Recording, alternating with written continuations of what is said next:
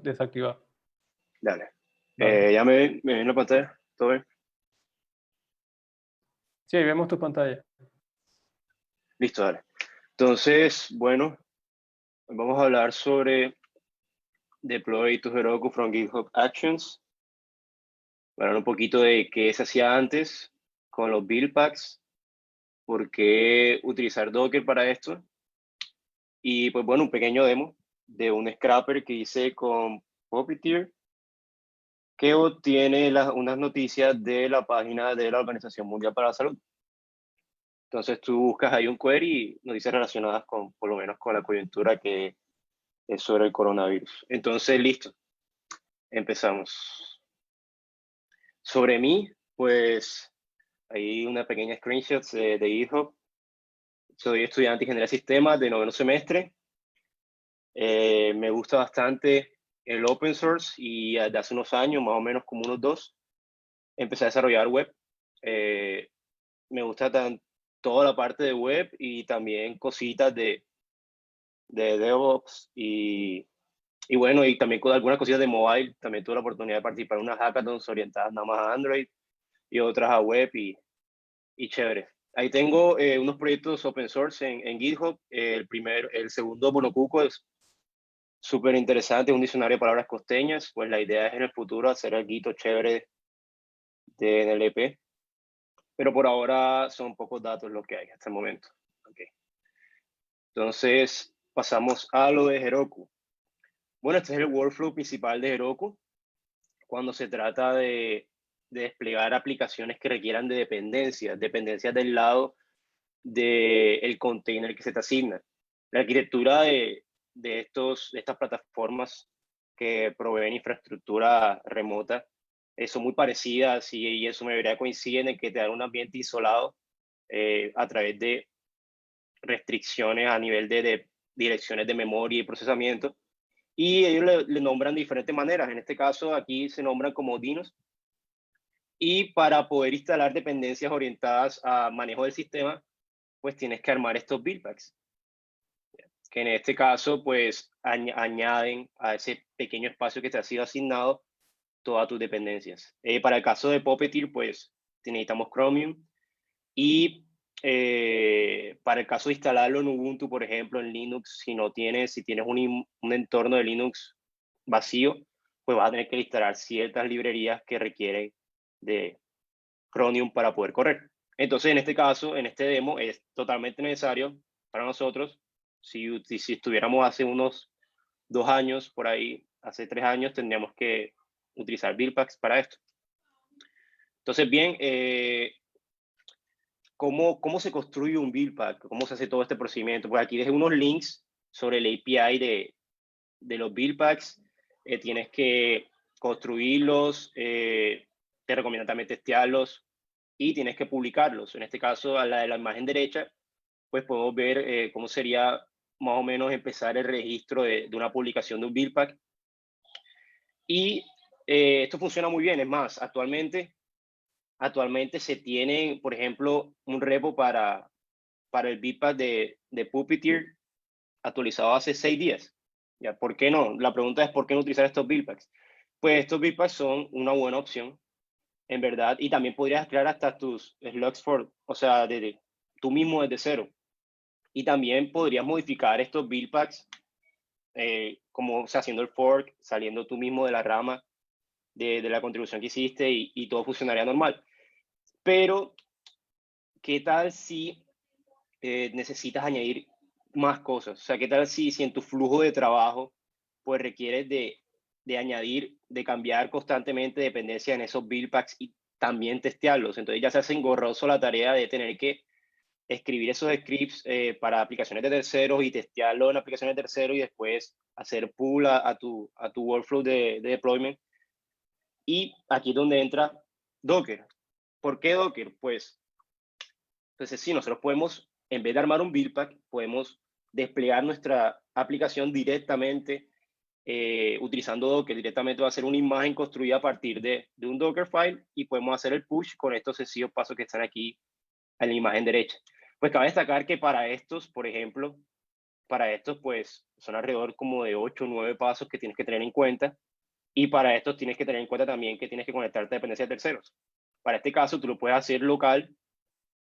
Aquí está toda la documentación requerida, pero en verdad, pues, solo necesitas construir un Dockerfile, hacer el container login, create, push y release y listo. Ya, o sea, ya tu imagen de que acabas de construir el local con todas las dependencias que necesites en ese momento va a desplegarse Heroku sin tener que estar en un, o sea, si tienes que ser un build pack, ni estar alojado en otro repositorio, ni estar alojado en un marketplace, ni nada por el estilo. Entonces, bien, aún así, teniendo esta solución que es muy buena, la verdad, ¿por qué utilizar GitHub Action? O sea, ¿por qué está este man aquí tirando código relajado y hay un incendio atrás? Pues resulta que aquí también entra un poco la parte de integración continua. También no solo integración continua, sino continuous delivery, continuous deployment. Y eso entra en la parte en que si nosotros automatizamos esta parte de hacer el push, que por ejemplo no está automatizada del todo, pero aquí ya necesitaríamos menos intervenciones para poder hacer el despliegue, pues ¿por qué no añadir también los tests a ese flujo? ¿Y por qué no solo añadir los tests, sino ya orientarnos, a pesar de que independiente del tamaño del proyecto, orientarnos a automatizar también ese deployment? Entonces, es donde entra aquí GitHub Actions. Nos trae muchísimas ventajas. Este link que está aquí, pues te explica las principales ventajas sobre por qué Continuous Delivery, qué ganas con Continuous Integration. Y aquí está, este diagrama me gusta bastante porque muestra claramente la diferencia entre Continuous Delivery y Deployment. Que el Delivery, pues todavía tienes este paso de que tienes que manualmente intervenir para ya desplegar a producción. Pero sí lo que queremos ahorrar es esto, esta imagen que está aquí del merge. Queremos simplificar todo a una simple acción. La idea de este tema con GitHub Actions es que al final vamos a nada más hacer push a master y ya va a estar todo automatizado. Entonces ya pasamos, por ejemplo, de tener que escribir antes todo este build path desde cero con los pasos que requiere, o de depender desde ceros, o de ejecutar estas 5 líneas, a solamente hacer push a master y que ya estén corriendo nuestros tests. Cabe destacar que para hacer esto, pues necesitamos tener esa cultura de hacer los tests, tenerlo muy presente, hacerlos de cada vez que se escribe un feature, escribir el test, y la organización de tener las ramas, o sea, tener un workflow con Git orientado a releases, pero manteniendo la rama master como la rama de producción, que sería, por ejemplo, nuestra rama en el cual haremos el despliegue automático al servidor en Heroku. Entonces, listo, mencioné ya, aquí podemos ver unas herramientas que nos ofrece la misma solución que GitHub Actions. Tenemos aquí CircleCI y tenemos Jenkins, por ejemplo. La clara diferencia aquí entre GitHub Actions y CircleCI es que, bueno, esto ya está implementado, solo tenemos que pagar por uso, mientras que en Jenkins pues tendríamos que implementarlo en nuestro propio servidor, que es una buena opción, pero dependiendo de los proyectos, pues en este caso vamos a orientarlo a proyectos no tan complejos a nivel de infraestructura que requieran de que tú tengas que tener un servidor de CI propio. Pero entonces para esto podemos ya basarnos en qué características nos trae CircleCI y GitHub, y la más notoria es las ventajas que nos dan por el mismo precio. Relativamente tienen las dos opciones free, pero GitHub nos ofrece pues mayor cantidad de trabajos concurrentes, y también cualquier repositorio que sea público es gratuito. O sea, estas restricciones nada más son para los repositorios privados. También la comodidad de que ya está todo integrado. Podemos editar directamente esas acciones como editamos el README. Prácticamente tienen un botón, ahí ahorita lo voy a mostrar. Y te ofrecen muchas ayudas. O sea, el que el servicio esté integrado con el lugar en donde estás teniendo tus archivos, que en este caso aquí dijo como repositorio, pues nos ofrece esa ayuda extra de no tener que conectar dos servicios, sino podemos hacer directamente las características desde el mismo lugar. Entonces nos vamos con GitHub Actions. Vámonos con el demo. Bueno, aquí tengo por aquí, voy a mover esto. Se ve la pantalla de Visual Studio. Sí. Sí, ahí se ve. Ok. Bueno, entonces aquí tenemos un pequeño proyectico, el que les comentaba. Básicamente aquí está el link a donde vamos a ir, que es este que está aquí. Entonces podemos visitarlo aquí para ver de qué se trata. Y pues en sí este es el sitio de búsqueda. Y aquí, por ejemplo, ingresamos una frase, una palabra a buscar, y nos va a dar estas noticias. Entonces, esto es lo que esto es lo que se está haciendo scrapeado gracias a Puppeteer. Aquí están los selectores, los resultados que obtenemos, los parseamos, y esto está montado en una pequeña API en Express para que lo podamos consumir en Heroku, en el cual llamamos a nuestro scraper y volvemos la data. Recibimos como query, como parámetro en el query, lo que vamos a buscar, que es lo que va a introducir aquí en nuestro navegador headless. Entonces, ¿qué necesitamos para esto? Pues les mencionaba que necesitamos primero una imagen de Docker. Entonces, la crearíamos aquí, en el root. Y como toda imagen de Docker, pues necesitamos salir de una anterior. En este caso, la documentación oficial de Puppeteer nos dice que podemos armarla utilizando las dependencias, ya ustedes dan el script completo, pero aún así, si queremos simplificar más este proceso, pues podemos salir ya una imagen predefinida con Puppeteer, que es la imagen de build high Puppeteer. Ok. Salimos de esta imagen, necesitamos exponer. Un poquito la fuente, porfa. Ok. Listo. Voy a quitar esto aquí. Listo. Entonces salimos de esta imagen que podemos googlearla. Pues, aquí, Docker Hub. Pues sí, esta es una imagen que ya tiene todas las dependencias instaladas de Puppeteer. Entonces, pues nos va a simplificar mucho el proceso. Es más, podemos ver aquí el source. Y estos son los que tendríamos que instalar a mano si quisiéramos hacerlo, construir nuestra propia imagen desde cero. Que las dependencias que le mencionaba que son necesarias. Listo. Vamos a seguir por acá, pues por convención. Este servicio saldría del puerto 3000 si lo corremos local.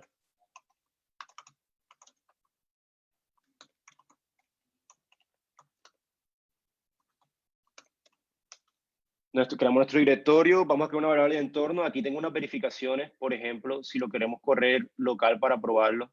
Es más, podríamos correrlo ahora mismo para probarlo. Aquí tengo una verificación de que se muestre el navegador. Si está corriendo en local, entonces podríamos correrlo ahora mismo para ver cómo va.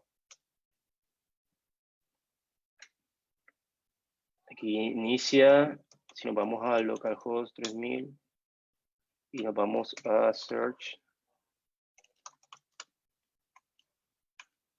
Colocamos Colombia. Como está corriendo en dev, debería abrirse exactamente el navegador y aquí nos está mostrando qué es lo que hace. Que es escribir Colombia y nos trae los resultados, que esto es lo que queremos que esté arriba. Bien, entonces vamos a volver acá, lo bajamos y seguimos construyendo nuestra imagen. Tenemos ya nuestro directorio. Queremos que esa variable env sea seteada como producción. Eso también lo podemos hacer directamente desde las variables de Heroku. Pero es recomendado hacerlo aquí mismo por si necesitamos correr esta imagen, o sea, tipo, queremos hacer el build de la imagen aquí en local. Entonces, necesitamos tener esta variable seteada previamente. Copiamos el package JSON, que lo necesitamos para instalar nuestras dependencias. Install.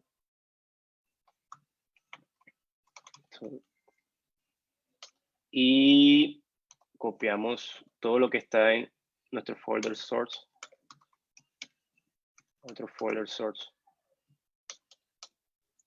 Listo. Entonces ya correríamos nuestra imagen aquí en PMSR. Esto funciona porque está este script de npm start que corre node source indicators. Bien, ya una vez tenemos esto, pues podemos armar nuestra imagen aquí mismo. O sea, podemos hacer aquí Kirby.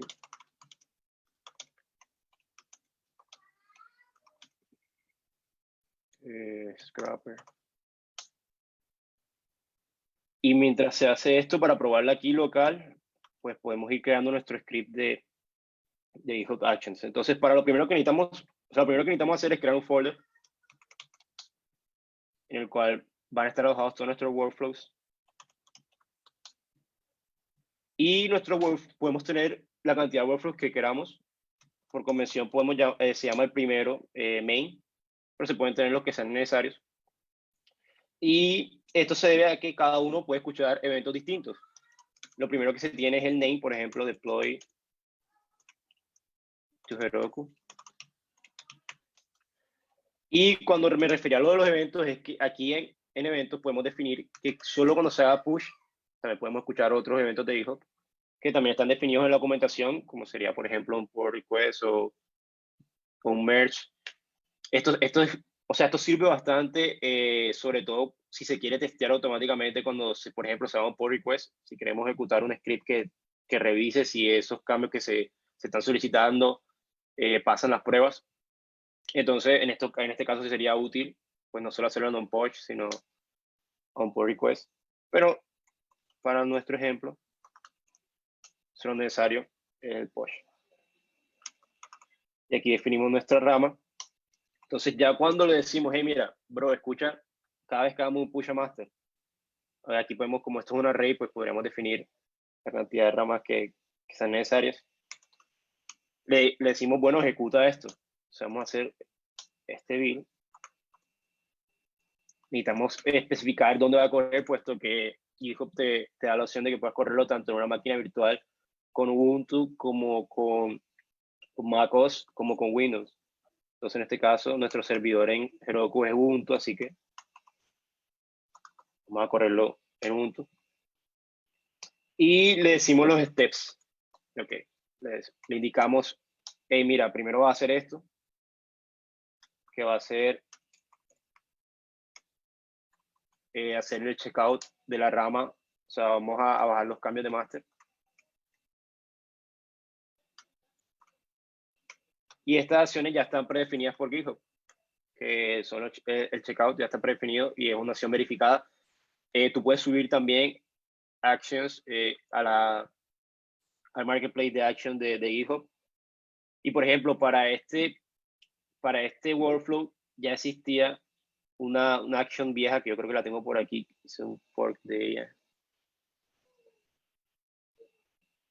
Creo que está por aquí.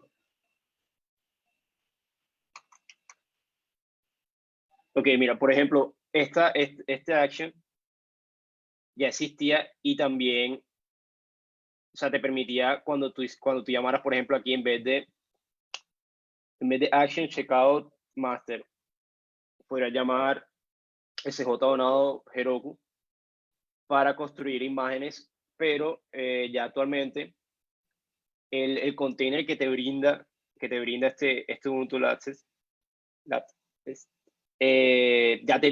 tienes instalado el CLI de Heroku. En este action que es antiguo, no se actualiza hace rato, lo que hacíamos era instalar el binario necesario para poder correr el CLI de Heroku. Pero ahora ya lo soporta nativamente. Así que no hay problema, podemos llamar aquí las acciones del CLI sin ningún problema. Antes teníamos que definir, o sea, tendríamos como, o sea, aproximadamente hace unos 8 o 9 meses, tuviésemos que definir salir de este action particularmente, que ya no está siendo soportado. Ok. Entonces, seguimos aquí.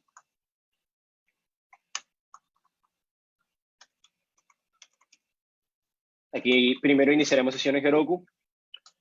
Para esto corremos esta línea con el CLI, que es lo que mencionaba antes, que para poder correr esto, teníamos que usar un use primero y apuntar a SJ donado, Heroku @master. Pero ya no es necesario. Entonces, corremos acá esto, y necesitamos pasar una variable de entorno. ¿Por qué una variable de entorno? Porque nos vamos a loguear, pero no nos vamos a loguear con contraseñas planas. Vamos a loguearnos con el API que nos ofrece, o sea, el API key que nos ofrece Heroku, que es la que podemos encontrar si nos vamos acá a Heroku, a nuestra cuenta, y esta que está aquí es la que utilizaríamos para acceder a conectarnos al CLI de manera remota. Al CLI, ok. Entonces, en este caso vamos a definir que nuestra API key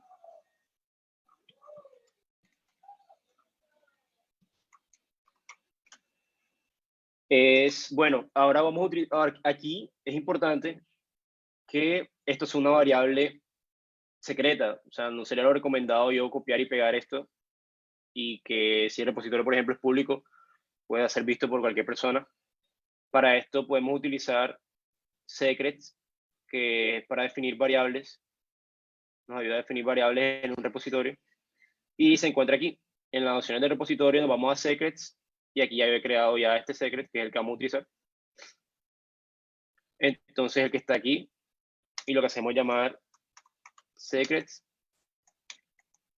y listo. Ya tendríamos aquí definida esta variable, que la va a utilizar el CLI para poder loguearnos. Entonces, como siguiente paso, tenemos hacer el build y el push. Y aquí lo que cambia la instrucción es lo que estamos viendo en las diapositivas. ¿Qué es lo que estamos haciendo de este mismo workflow? Solo que ahora lo estamos automatizando. Entonces, ya hicimos el login, ahora necesitamos hacer el push y el release. Así que hacemos el push. Para este caso, tenemos que definir el nombre de nuestro proyecto en Heroku para que él sepa a qué va a hacer el push, qué imagen va a cargar. Entonces, aquí lo definimos como una variable de entorno también, que en este caso puede ser appName, puede ser la variable de entorno, como la llame, solo que igual tiene que definirla acá abajo. Y vamos a hacer el push a web, exactamente el mismo comando que está aquí. ¿Okay? Y aquí se va a llamar el proyecto que tenemos actualmente para este demo es este. Entonces,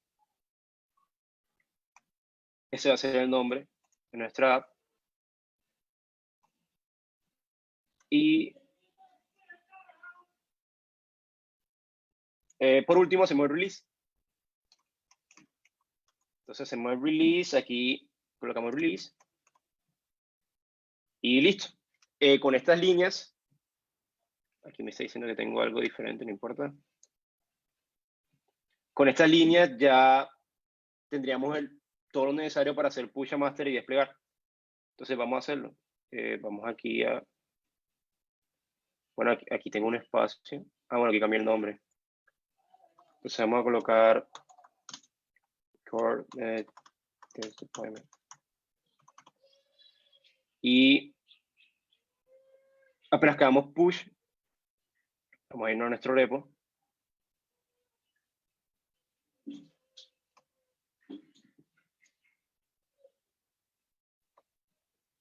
Apenas que hagamos push, nos va a aparecer este puntico amarillo que nos va a estar indicando que se está ejecutando una acción.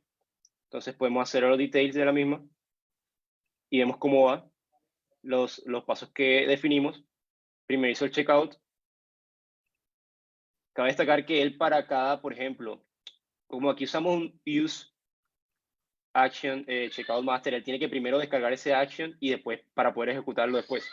Es como descargar otra imagen predefinida en Docker y para ejecutarla aquí. Creo que les mostraba ahorita exactamente en la imagen de Docker antes de que tuviera soporte nativo para el CLI. Entonces aquí estamos haciendo el push, que el build primero y después es el push, que es prácticamente lo mismo que se hizo aquí en local, ahorita que corrí el build, que es hacer el pull a la imagen de Docker y instalar las independencias. Aquí está haciendo lo mismo. Entonces, por ejemplo, si queremos correr Si queremos correr esta imagen, también lo podríamos hacer. Vamos a probar que esté también corriendo en local. Ok, aquí me tengo que definir los puertos. Hacer el binding.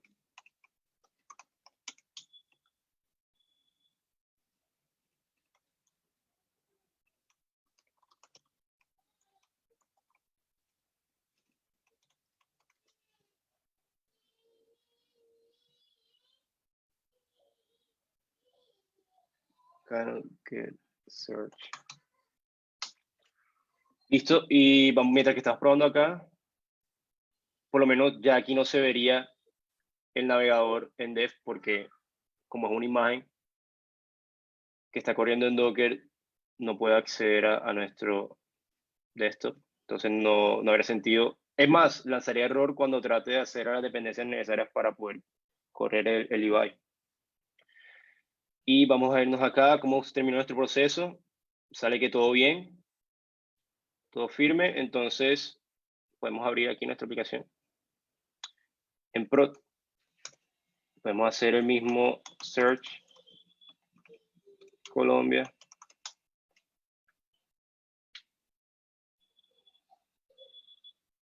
Y bueno, aquí siempre tarda un poco porque está dormida. Lo bueno, eso es lo malo del free, de los dinos free de Heroku, que cuando dejan de utilizarse se duermen, pero listo, eso nada más pasa en el primer arranque. Y aquí tenemos el mismo resultado que tenemos en local. Exactamente el mismo resultado, exactamente utilizando la misma imagen que definimos en Docker. Y lo ideal aquí ya sería agregar más pasos que ejecuten los tests antes de llegar a esta instancia de prod, porque aquí desplegamos como si confiáramos en todo y que nada se rompa en el futuro. Pero eso no pasa en la vida real. Entonces, listo, eso es todo. Aquí está el repo, por ahí ya lo vieron. Y ya. Ahorita me comparte las diapositivas para subirlas en el Meetup, el evento, el enlace. Ok. Pues. Bueno, ¿tienen preguntas? Ya creo que está abierta la sección de preguntas. Aquí. Saben, nosotros estamos usando Netlify en el repo del website que tenemos nosotros para ver como una versión de la página de ese pull request, pero no sabía que con GitHub Actions tú también puedes, como digamos, poner a correr ese tipo de procesos como los tests, o sea, digamos, como sacar provecho de las versiones gratis de cada cosa, ¿no? O sea, yo podría tener Netlify para una cosa, GitHub Actions para correr unos tests, y así no excedo como los límites de pago que tienen cada uno. Exacto, exactamente, sí. O sea, es una excelente opción, sobre todo si la destinamos solo a deployment, pues no te gastarías nunca los créditos. Yo actualmente tengo como 4 o 5 aplicaciones que están corriendo esos workflows y no hay problema. Ya te empieza a cobrar es cuando haces ese tipo de acciones, que con cada pull request corres test, con cada release, por ejemplo, de mergear ramas a dev, corres test, ya van sumando minutos y minutos. Pero es que en verdad los minutos son muy pocos. O sea, por ejemplo, aquí nos podemos ir a este repo que mencionaba de Monocuco al principio, y pues los minutos que se demora en despliegue son extremadamente bajos. Aquí estamos hablando de 1 minuto 55. O sea, no es nada y está desplegando a Firebase, sobre todo porque aquí se demora y lo que más se demora es lo que él mencionaba, que él tiene que, como este CLI de Firebase no está soportado nativamente por el container Tienen que principal, entonces él descargarlo. tiene que hacer el pull. ¿Sí? Aquí literalmente está haciendo un pull al Dockerfile oficial de la acción de Firebase para poder instalar todo lo necesario para correr el CLI que se corre acá abajo. Que se corre acá abajo y lo demás es el mismo flujo. Exactamente el mismo flujo. Y las acciones como estas que son verificadas, pues siguen los mismos pasos. La documentación aparece en el marketplace y son pasos muy sencillos, como por ejemplo este. Ya. Solo que aquí yo estoy corriendo pues un script antes, pero eso es todo. Lo mismo, el mismo la misma lógica. Necesitas un token que te identifique. Este lo generas localmente, Firebase, Login, CI, y listo. Ya con esto, por ejemplo, cada vez que se haga push a master, ya esto está en prod en Firebase. El tema de manejar esos tokens a través de GitHub y no de Heroku, ¿fue algo personal o alguna decisión particular? Porque creo que en Heroku también puedes poner los environment, las variables de entorno ahí. Claro, sí, no, fue exactamente para este ejemplo que lo coloqué en el Dockerfile con el ánimo de correr también el Dockerfile de build, o sea, que iba a salir a prod aquí en local. Pero su mayoría recomendable es utilizar cualquier tipo de variable de entorno acá en Heroku. Más por aquí yo tengo, creo que otro. Este es una buena opción. Este tiene su variable. ¿Será que eso muestra variables de entorno? Bueno, listo, pero aquí tiene variables de entorno. Igual creo que no pueden hacer así, pueden hacer, pero no viene la contraseña. Bueno, pues sí, este tiene variables de entorno y tiene add-ons y todo, y también se despliega automáticamente con el mismo workflow. Chévere, chévere. Pues sí. ¿Alguna otra por ahí pregunta? Pues pueden hacerme las preguntas en el chat escribiendo o si alzan la mano yo les doy la palabra al micrófono. Aquí. Creo que es bastante directo el tema de usar Git, como muy al grano. Sí.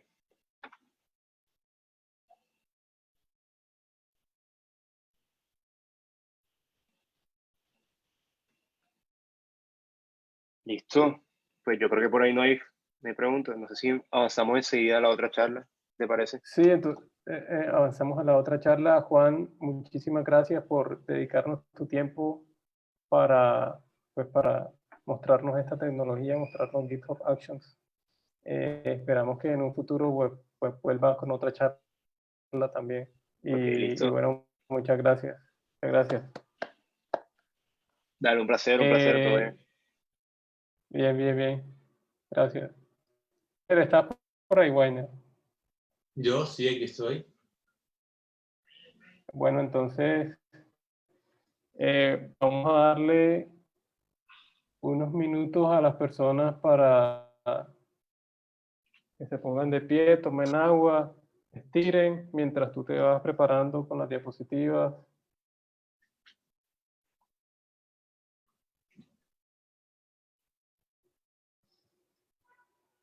Vamos a tomarnos como que dos, 3 minutos mientras esperamos. Vas a usar GitHub, Jupyter, Yo, que vas a mostrar, ¿sí? yo tengo unas slides en Google Drive, Google Slides. Ok. Tengo, o sea, si da tiempo, muestro el terminal de pantalla. Ok. Yo me acuerdo que la primera vez que vimos esta charla hace como, ¿qué? Un año. Yo no tenía absolutamente ni idea de ningún término. No tienes nada. Empezaste, Bueno, o sea, ni la, la- idea. la idea es hablarlo sin necesidad de llegar a ser tan técnico, pero sin embargo, si ya que hay gente que quizás ya haya avanzado en el tema y tenga preguntas, pues cualquier pregunta full técnica, pues también es bien recibida. O sea, yo le puedo. Claro. Pero la idea es como manejar un mismo baseline, que todo el mundo esté como equilibrado, y pues la idea es darle como los indicios, para ya después de ahí en adelante, pues ya sean como que le tengan ganas y que se quieran meter más en el tema y que empiecen a aprender.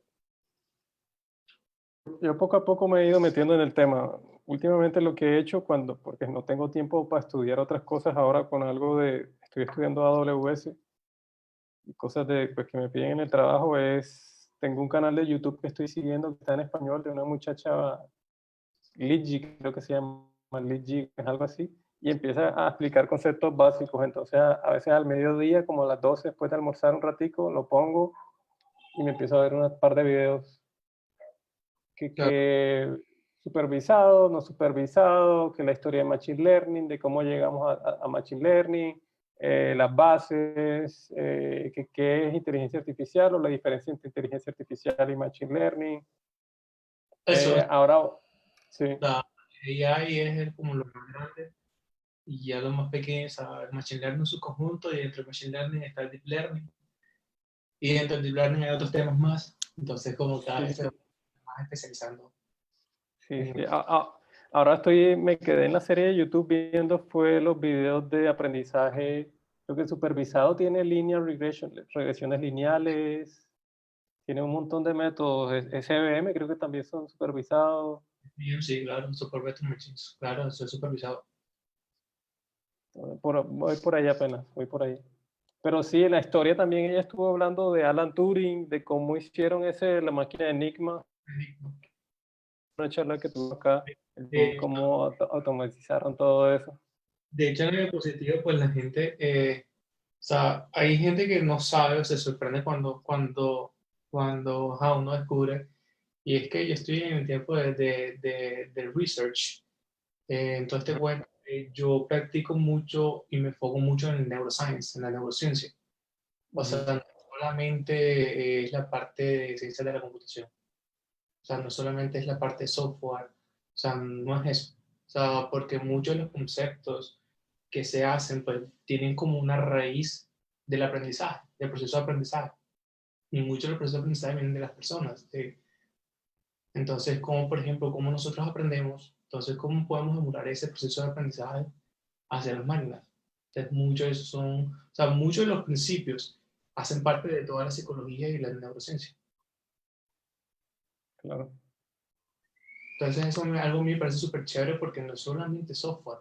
Y además, todo este cuento de Machine Learning ha hecho que mucha gente hable el mismo idioma. O sea, yo utilizo visión por computador, pero por ejemplo, los tipos que hacen NLP, son Natural Language Processing, igual usan las mismas redes neuronales, las mismas estructuras, las mismas arquitecturas muy similares a las nuestras. Entonces, como que bueno, o sea, si ellos hacen una arquitectura, yo la puedo entender. Yo puedo entender por qué, porque yo tengo también las bases, son casi iguales. Incluso ahora como está el cuento de todo, procesar datos clínicos y todo, la bioinformática, pues eso también, o sea, ha hecho que mucha gente pues hable, entre comillas, como el mismo idioma. Claro, eso me parece que es tremendo, tremendo ese tema. Y ya creo que pasaron como 4 o 5 minutos, ya creo que estamos listos. Te recuerdo que la cámara la tienes acá al frente. Tienes dos pantallas. Y tengo dos pantallas que estoy proyectando en el televisor. Ok, ok, entonces sí, solamente para recordarte que cuando estés hablando mira la cámara. Sí, se Vale, ve raro porque estás mirando así. sí, no, es que como tengo una pantalla que también tengo el televisor, pues es más cómodo para mí mirar el televisor que las otras pantallas. Claro, claro, claro, claro. Bueno, solo era para recordarte eso. Entonces, Pero bueno, Wainer, el espacio, el micrófono es tuyo. en una pregunta, ya me compartiste, ¿me permites para compartir pantalla?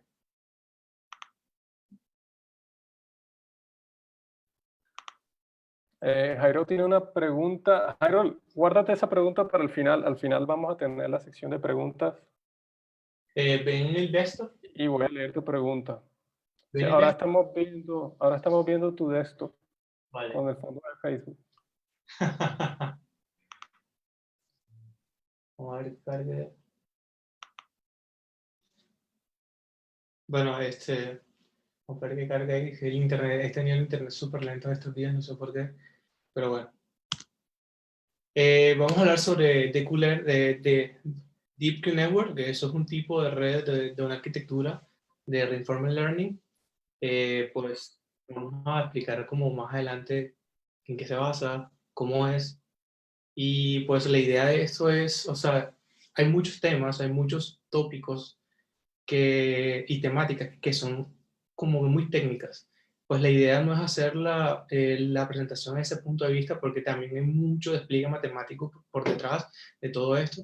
Pues la idea es como que sientan las bases, que tengan las bases o que por lo menos tengan las nociones de las cosas que se pueden hacer con esto, y para que cada uno, pues ya en un futuro, más adelante, después de esta charla, pues quiera, por ejemplo, aprender o quiera, por ejemplo, ahondar en todo este mundo de lo que es el Machine Learning, que yo creo que ahora creo que está full de moda. O sea, yo lo vine a conocer en el 2012, más o menos, cuando había poquita gente, o sea, muy poquita gente haciendo esto. Y de hecho, o sea, para el 2012 fue que salió la primera red neuronal que fue famosa. Entonces, como que para que te den cuenta de que en ese momento, pues, o sea, era el conocimiento de Deep Learning como tal hasta ahora, pues ha aumentado significativamente, creo que de manera exponencial.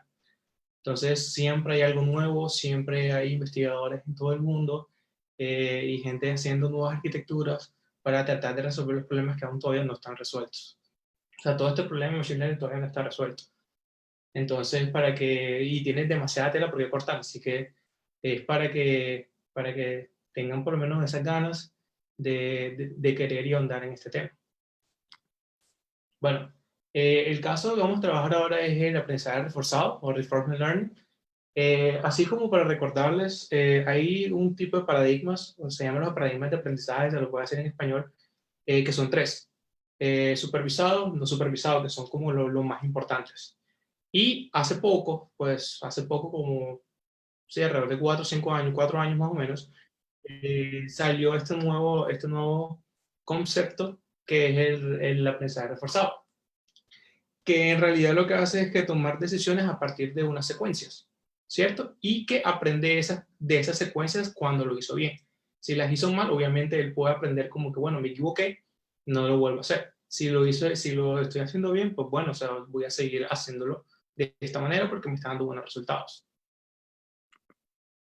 Bueno, para que tengan una historia de dónde viene todo el Reinforcement Learning, como lo estaba mencionando, todo esto viene de la psicología, incluso viene de la misma psicología animal, también todo lo que es el aprendizaje reforzado, en el caso de Deep Learning, que es este paper que está acá, que salió en 1959, o sea, para que te dan cuenta, son muchas temáticas que son viejas en el sentido de que las bases son alrededor de los 50, 60 y 70, que hasta ahora son posibles debido a muchos factores, debido a que uno, a la internet, ya que tenemos acceso a gran cantidad de datos, dos, debido a que con toda la reducción de costos de lo que son los procesadores, los chips y todo eso, pues ahora es mucho más barato tener mejores recursos computacionales que hace 50 años y eso pues ha ayudado que todo este proceso de encontrar patrones, de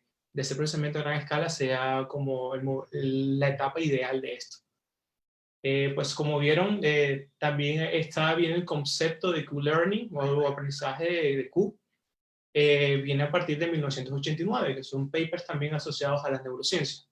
Entonces todas estas redes neuronales pues vienen arraizados en estudios psicológicos y de cómo las personas pues entienden y pueden aprender con base en los conocimientos. Entonces, mira, esto es un ejemplo de lo que es el aprendizaje supervisado hasta ahora. Tenemos una data que es X y Y, en este caso mi X es mi dato, y Y es el label. El ser supervisado significa que yo le estoy diciendo a la máquina qué es, o sea, le estoy dando una etiqueta, un tag. Y la idea es siempre de hacer una función que mapee, en otras palabras, X para encontrar Y. Muchos de estos ejemplos de los aprendizajes supervisados son las clasificaciones, las regresiones, la detección de objetos, la segmentación, lo que es image captioning y así hay un montón de aplicaciones que hace. Este en la imagen pues es un ejemplo claro de clasificación en donde le entra una imagen de un perro y obviamente él va a decir como que bueno, o sea, esta imagen hace a colación a un perro.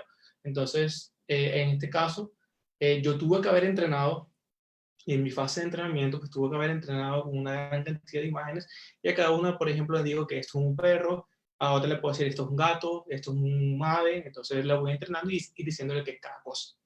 Eso es lo que es el aprendizaje supervisado.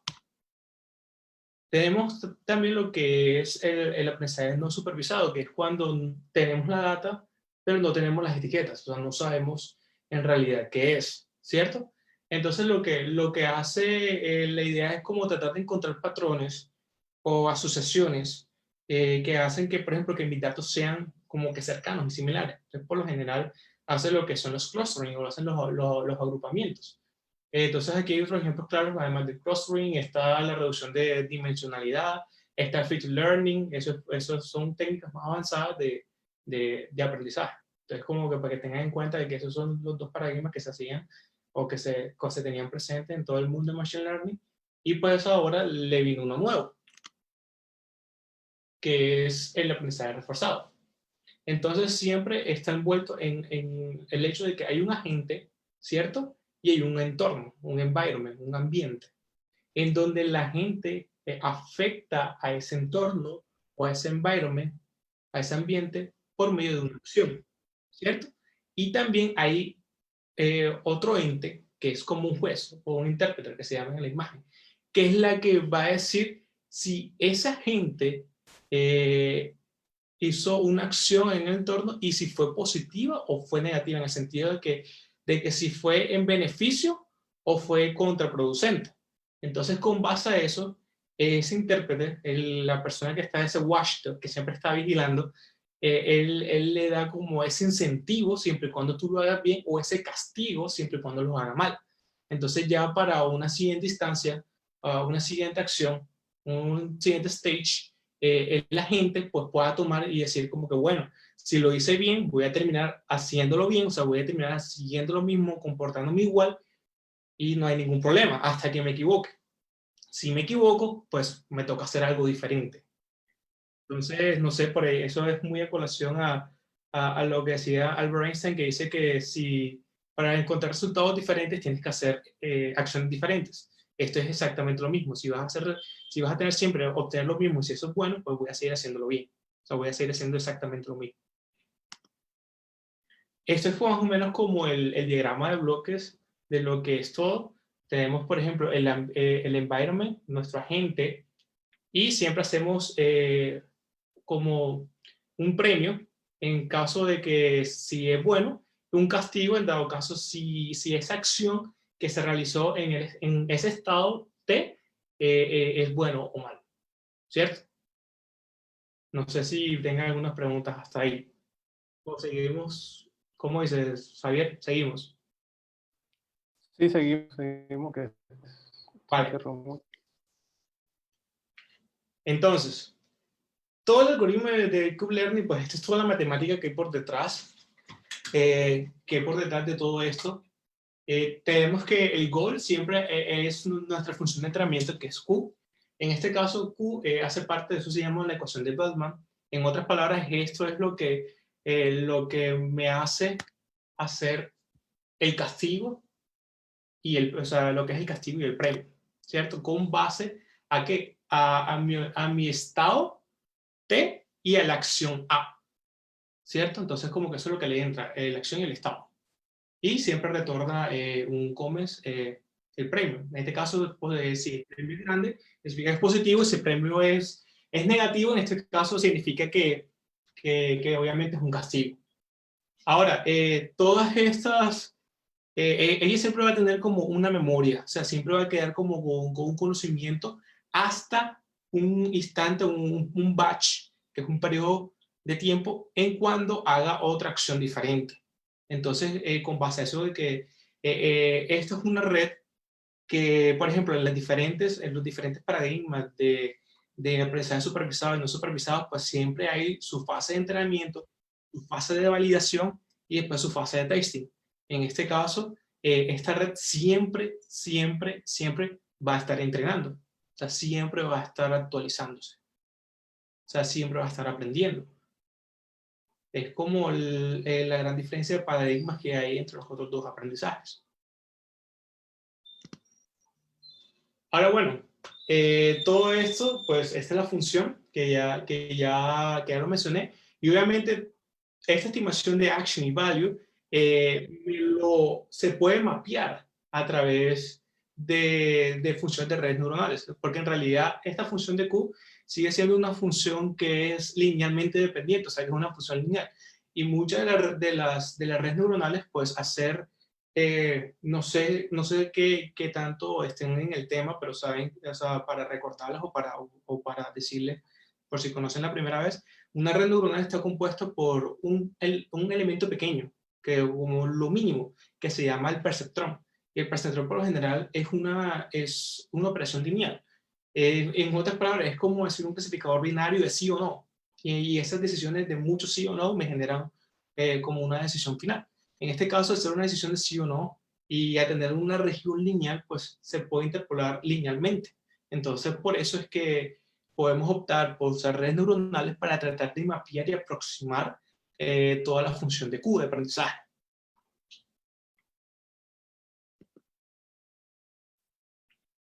Esto, pues, ahí ven, son los claros ejemplos que se pueden hacer con este aprendizaje de performance. Pues está en el campo de las finanzas, en el campo de la ciencia, en el campo de los negocios, de visión por computador, del lenguaje natural, de los juegos.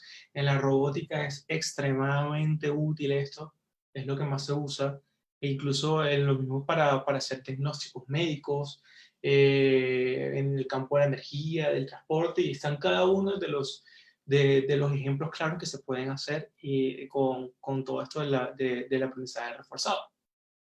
Así que, como verán, o sea, no solamente se basa en los juegos, no solamente se basa al robot navigation, que es como lo más principal que hay, sino que también pueden ser adaptados a múltiples áreas del conocimiento y a múltiples áreas del trabajo.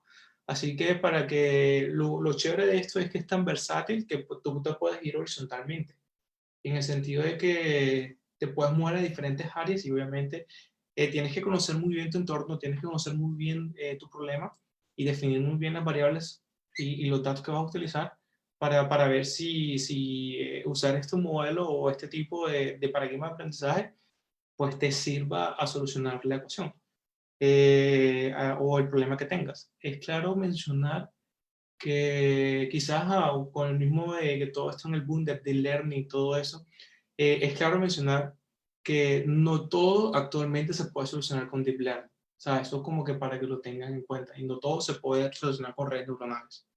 Así que siempre para tomar la decisión de qué usar, pues en todo este tema de data science, pues tú debes primero conocer lo que son los datos, que es lo primordial. Cuando vas a hacer un proyecto de machine learning y de deep learning, pues tú obviamente como la efectividad y la eficiencia de lo que vas a hacer van a radicar en la calidad de tus datos y en la calidad de cómo los datos están estructurados, cómo están organizados. Y si son datos limpios, qué tan fiables son estos a la realidad de tu problemática. Así que hay que primero, como antes de sentarnos a programar y tirar código así a la loca, pues hay que como entender muy bien qué es el problema, qué es lo que necesitas hacer y para saber si muchos de estos modelos obviamente se te acoplan a tus necesidades. Es como, quiero dejar eso como semilla para que todos los tengan ahí presentes. Ahora bien, vamos a hacer un pequeño ejemplo. Para este caso usamos el jueguito de Flappy Bird. No sé si alguna vez lo jugaron. En realidad ese juego a mí nunca me gustó casi porque me perdía la paciencia. Pero para esto vamos a usar Python 3, en realidad 3.8. Estamos usando la librería de NumPy, de la librería de también Pygame, que es la que nos va a ejecutar el juego. Usamos OpenCV y TensorFlow, que es nuestro framework de Deep Learning en este caso. Cabe resaltar que todos estos son librerías open source. O sea, todo es open source. En este caso, ese es el pseudocódigo de lo que se va a hacer, ¿cierto? Entonces, vamos a tener una probabilidad de un observador. Mira, esto que está acá es la probabilidad de que el actor haga cierta acción, ¿cierto? En un estado determinado S sub T y una acción determinada A, ¿cierto?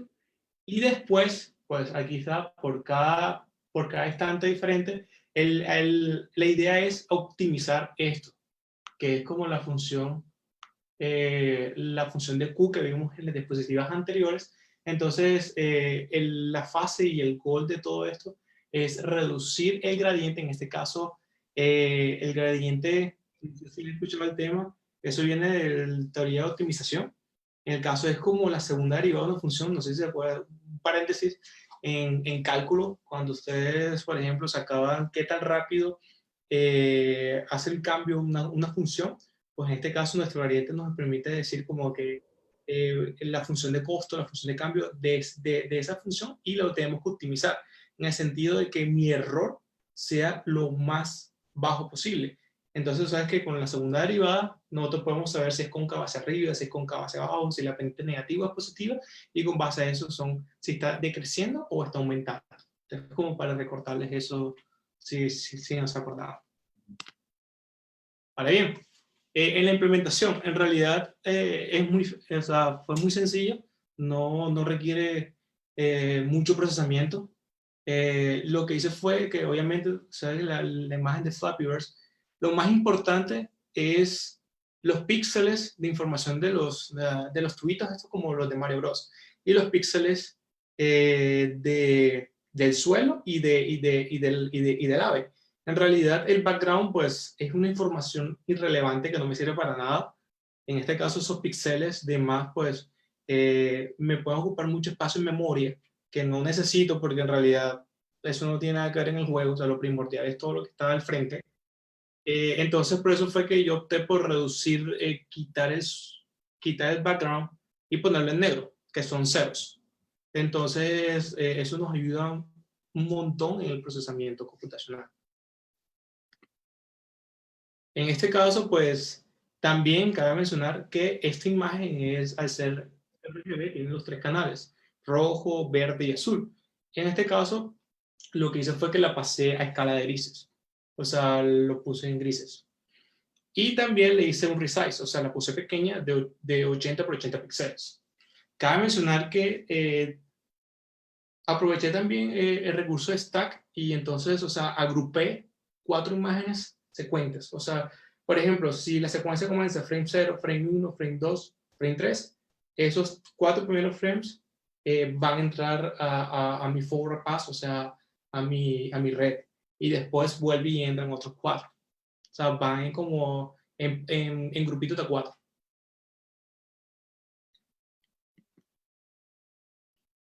Esta es, bueno, en otras palabras, bueno, para todo lo que es la arquitectura, como si ven en la imagen, obviamente están 4 imágenes de stack de Flappy de imagen. Tienen un primer stage que es una red convolucional, ¿cierto? En este caso, nuestro tensor de entrada es 80 por 80 por 80 quizá. Son como el resize que yo les dije a ustedes de la imagen inicial. Y ese cuadro, ¿qué significa? Las 4 imágenes que ven ahí como de entrada, ¿cierto? Después hicimos, después de la convolución, obviamente queda en este shape de 8 por 8, que ese es nuestro kernel de convolución. Y después hicimos un max pooling. Después le hicimos, max pooling es un tipo de layer en las redes neuronales.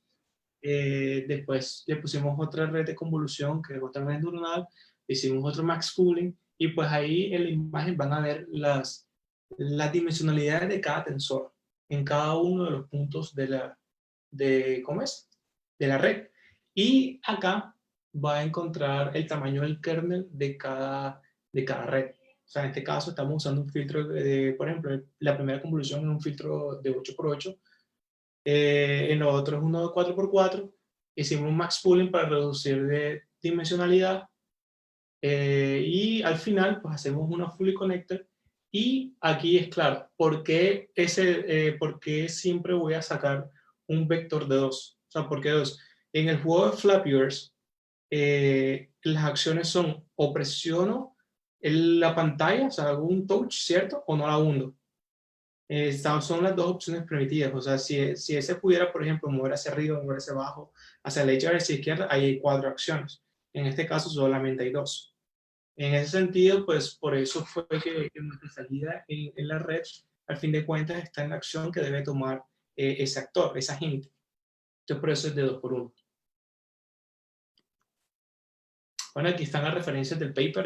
De hecho, todo esto fue posible gracias a que ese grupo, esa gente que está ahí, en otras palabras, son del grupo de Google Research, que fueron los primeros en implementar todo esto de Deep Learning.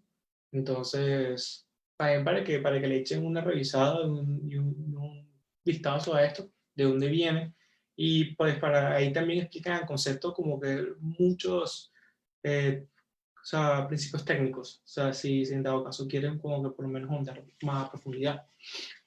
Ahora bien, vamos a desplegar esto. Realmente como voy a mirar la otra pantalla que es donde tengo el terminal. Deja ahí.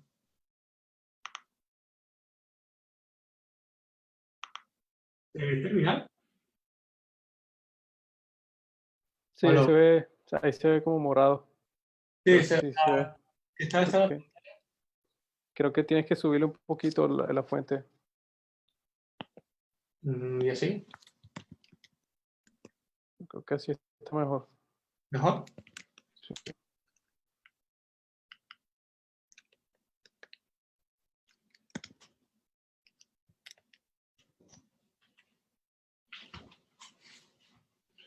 Vamos a ver qué mejor acá.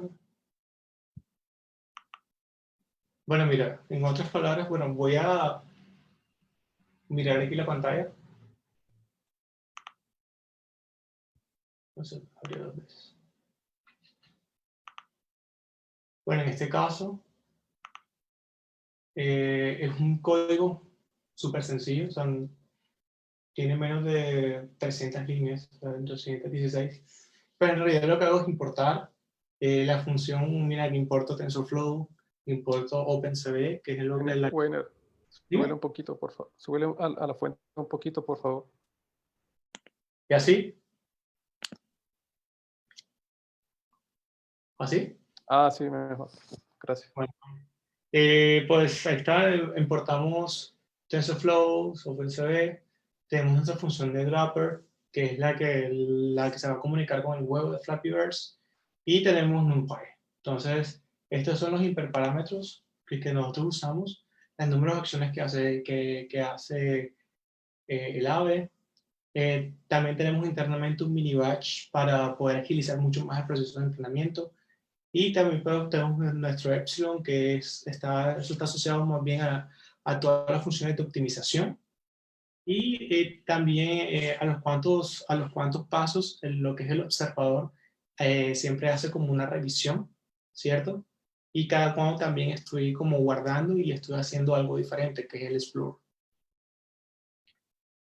Entonces, por ejemplo, mira, aquí está, pongo los pesos, vallas de mis redes neuronales, creo la convolucional de 2x2, la función de max pooling, y mira que la red es súper sencilla. Como vieron en la arquitectura que puse en la diapositiva, pues tenemos esta primera convolución de 8x8, después le pasa, aquí está la otra de 4x4, de 3x3, y la fully connected, que está al final, las dos fully connected que están al final, y a esta final con actions, que en este caso action me va a poner mi tensor de salida de dimensionalidad de 2x1, que en este caso es lo que va a terminar tomando la decisión. Pues aquí tenemos también nuestros hiding layers o las capas que están intermedias, con todo lo que es el ReLU, la función de activación, todo lo que es nuestro max pooling, no sé, o sea, sé que estoy hablando mucho terminología técnica, o si quieren me preguntan, no sé, pues como no los veo, o sea, no sé qué tan perdidos no puedan estar, pero de todas maneras aquí estoy. Y ya al final, pues, esta es como en realidad la última capa, que es la que me determina haciendo el entrenamiento. O sea, perdón, la que me determina haciendo la decisión final.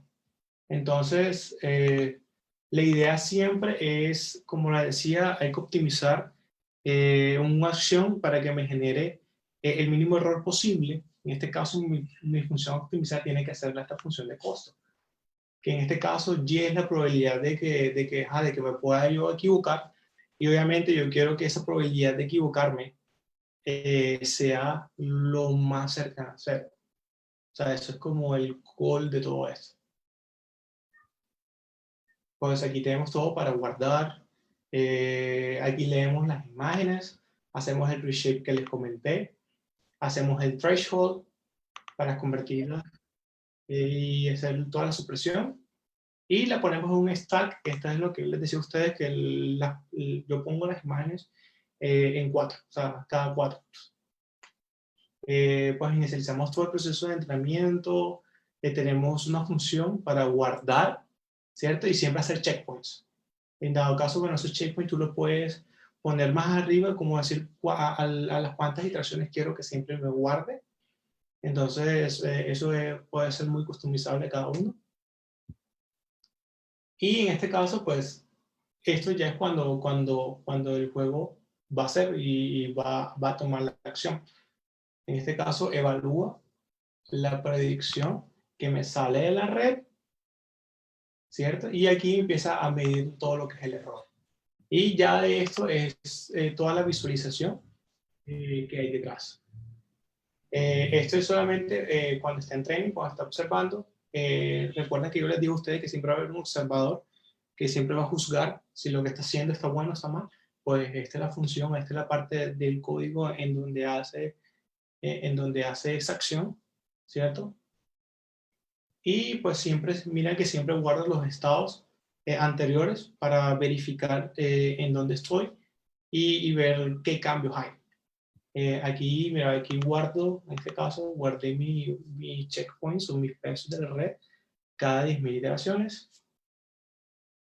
Y pues aquí ya todos los prints. En este caso, estas funciones son para jugar. Y ya aquí tenemos el link del código. En otras palabras, vamos a ver acá.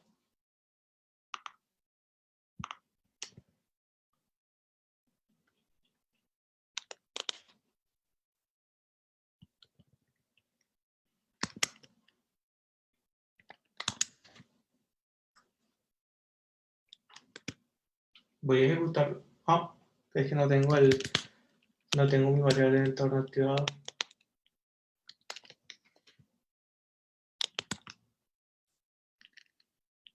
En este caso, vamos a usar mucho el gestor de paquetes de Anaconda.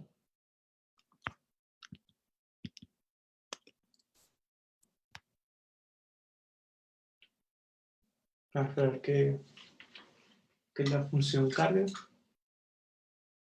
Pues ahí está empezando a leer todos los pesos que tenía. Y obviamente ya después de esto, pues él va a abrir una ventana, o no sé si todavía abrió, es que como el internet está poniendo lento, no sé si la puedan ver. Vamos a bajarle a esto. Por ahora solo vemos la terminal. Ahora vemos las diapositivas. ¿Dónde está?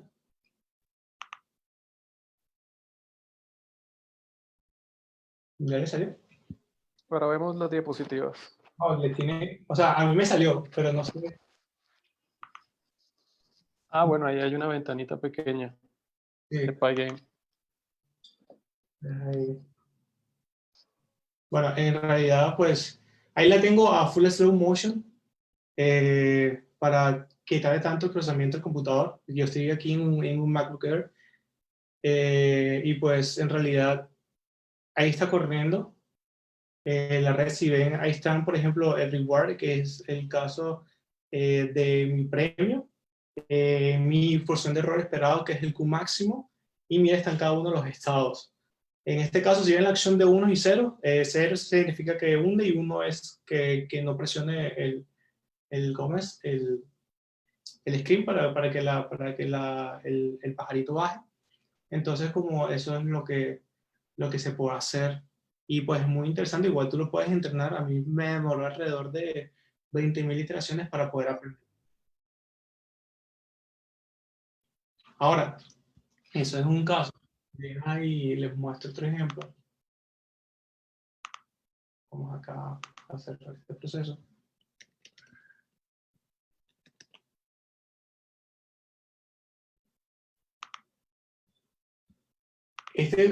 Yo lo hice en la universidad en Estados Unidos con asocio de NVIDIA y de DARPA. En este caso, NVIDIA nos facilitó un motor que ellos tienen, que en realidad es como un juego. Si se dan cuenta, pues si ven acá, es un juego. Todas son simulaciones reales de autopistas, de highway en Estados Unidos, con medidas exactas, con shape de carros exactos, para poder entrenar lo que es el Safe Driving Car, los carros autónomos. Obviamente es exactamente la misma, o sea, la misma arquitectura, de QN, solamente que la red es mucho más robusta.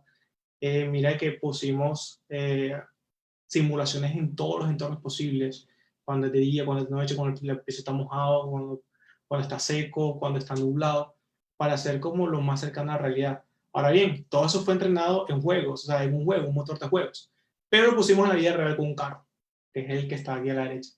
Entonces, como verán, es exactamente, o sea, hizo todo lo que es en el proceso de aprendizaje, y verán que obviamente puede tener muchos en cuenta, por ejemplo, las distancias que hay entre los dos carros, cuál es mi carril, y todo. Y todo fue como lo he entrenado como si fuese un juego. En el caso, el display que está abajo, esta es la simulación, las otras tres pantallas arriba son de la vida real. En este caso es la vida real, el de la derecha, y el de la izquierda es el entorno simulado.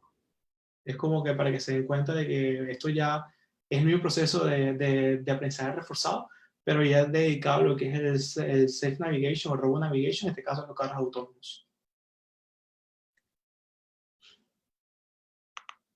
Entonces, no sé hasta ahora qué preguntas pueden tener por ahí, Javi. Listo, voy a leer las preguntas. Si alguien quiere que le active el micrófono, me alza la mano, por favor.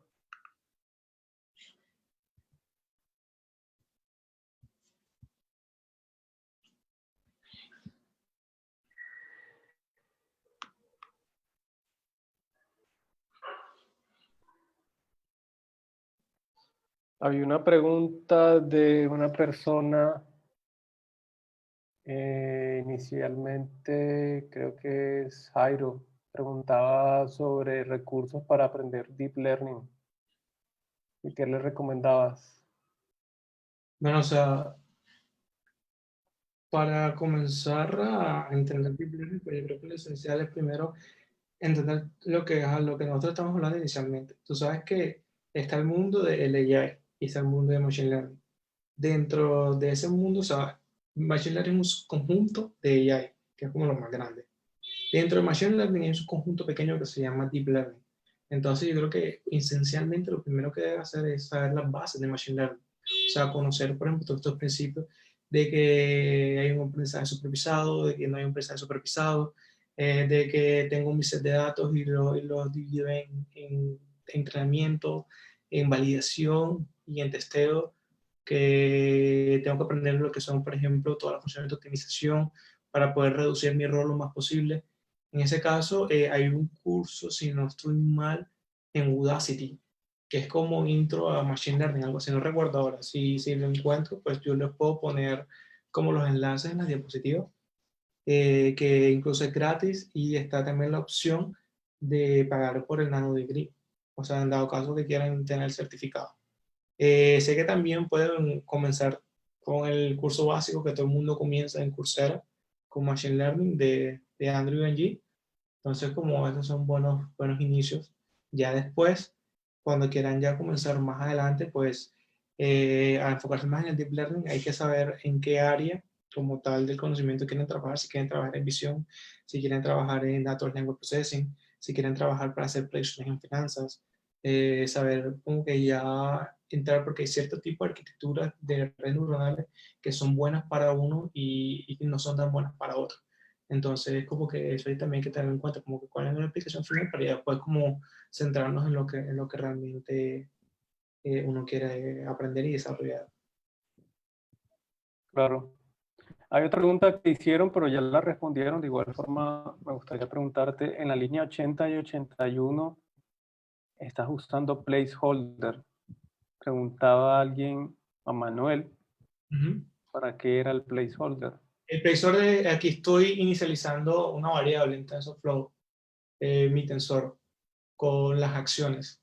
En este caso, Y es lo que es mi predicción al final. Entonces, estoy inicializando todas las acciones para poder pasarse a la red. Mira que yo aquí ¿cómo es? La meto como variable de entrada en el readout, que es el readout action, que lee la función de ahí arriba, este readout que está acá, que tiene absolutamente todas las capas de aquí en adelante. Y mi función Y, en este caso, que es la que voy a optimizar.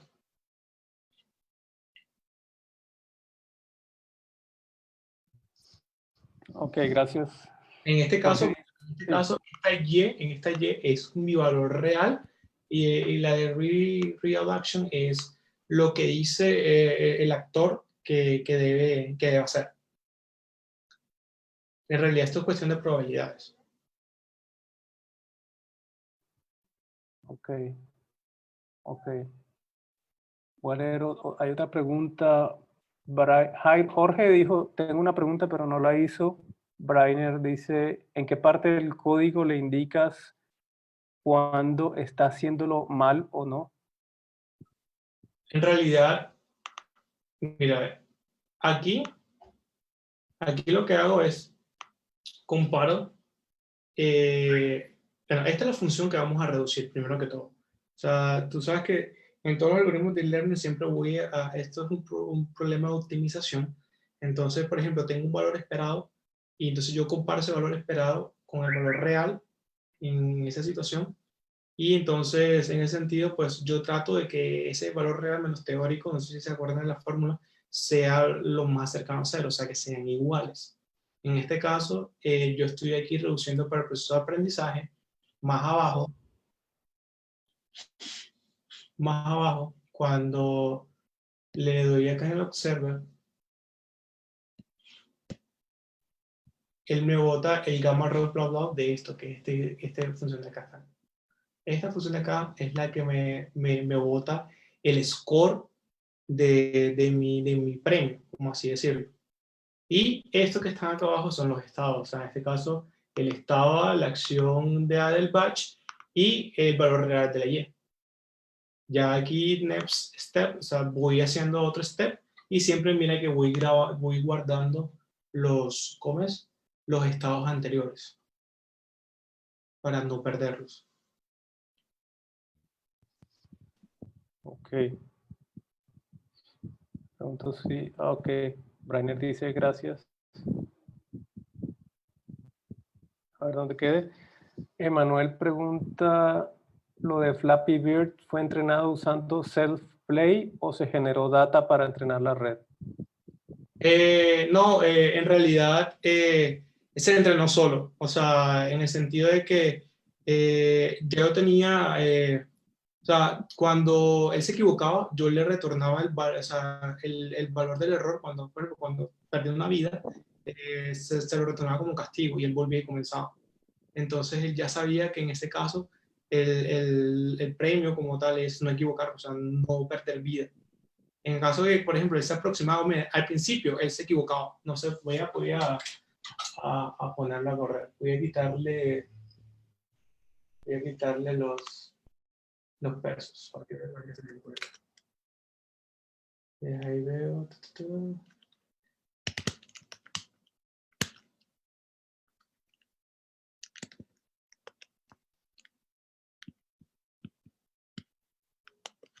Entonces, mientras eso corre, yo les explicaba que, bueno, él siempre va a retornar cuando pierde vida, y en el caso de que, obviamente, la idea es no perder ninguna vida, todo lo que suceda en el caso de que no pierda vida es como el premio, por así decirlo.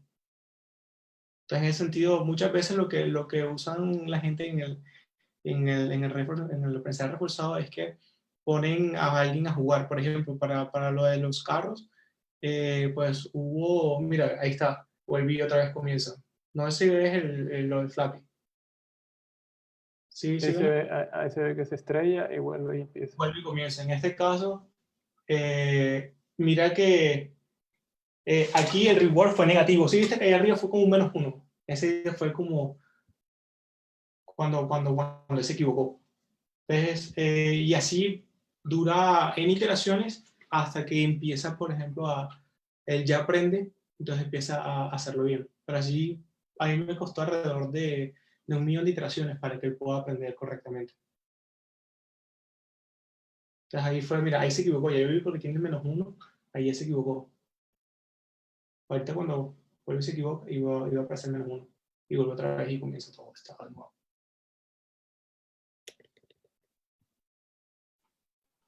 Ok, eso tú lo entrenaste, me imagino que no fue en tu computador. No, lo entrené en otro que yo tengo. Yo tengo una workstation acá. Y en este caso, pues, hice trampa porque usé dos tarjetas. Usé dos tarjetas Titan RTX para entrenar un momentico. O sea, igual no me demoré mucho. Pero de todas maneras, ajá, aproveché todo como el recurso computacional que tenía para poder entrenarlo rápido. Pero en este computador, obviamente, no creo que, o sea, sí lo puede entrenar y lo corre, pero se va a demorar mucho más tiempo porque obviamente estoy en un Mac y pues no tengo ninguna GPU NVIDIA. Entonces, obviamente, sabes que TensorFlow está optimizado para usar CUDA, entonces como va a ser mucho más rápido que entrenarlo en CPU.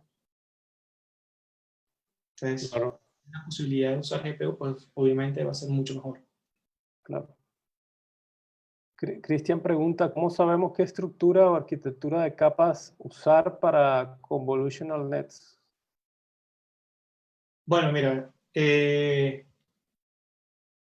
qué sentido? O sea, explícame bien, o sea, trata de ir un poquito más profundo y más concreto en la pregunta. Porque, te pongo un ejemplo. Yo trabajo visión por computador. Entonces, y dentro de visión por computador hay un tema que se llama Big Analysis, o sea, análisis de video. Tú sabes que las redes convolucionales 2D, de dos dimensiones, son muy buenas cuando son en imágenes, ¿cierto? Que yo quiero buscar, por ejemplo, hacer detección de objetos en una imagen single, ¿cierto? Entonces, en ese caso, es súper buena la convolucional 2D.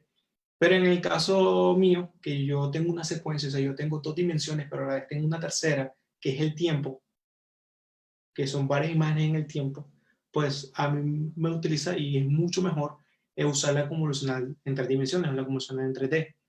Obviamente porque es más fácil y usar más recursos computacionales que, que poner múltiples 2D, ponerlos en el pipeline. Entonces, en ese sentido, cuando no solamente necesitas analizar, por ejemplo, dos dimensionalidades, necesitas analizar una tercera, pues ya en este caso ya te convendría usar una 3D. Ok, Ahora, veo. te pongo otro ejemplo. Hay unas redes que son las recurrentes. Eso no, es otro tipo de redes diferentes. No son redes convolucionales, sino que en este caso tienen como un feedback de lo que sucede, eso como una retroalimentación positiva, la famosa LSTM. Estas son muy útiles, por ejemplo, cuando yo quiero tener una secuencia detallada, en el sentido de que, por ejemplo, para NLP, el LSTM es muy útil porque tú sabes que una oración, una frase, y voy a decir una frase, la frase tiene un sujeto, un verbo y un complemento, pero entonces tengo que entender primero lo que es el sujeto, y luego lo que hace en el verbo en el sujeto y lo que hace los dos al complemento.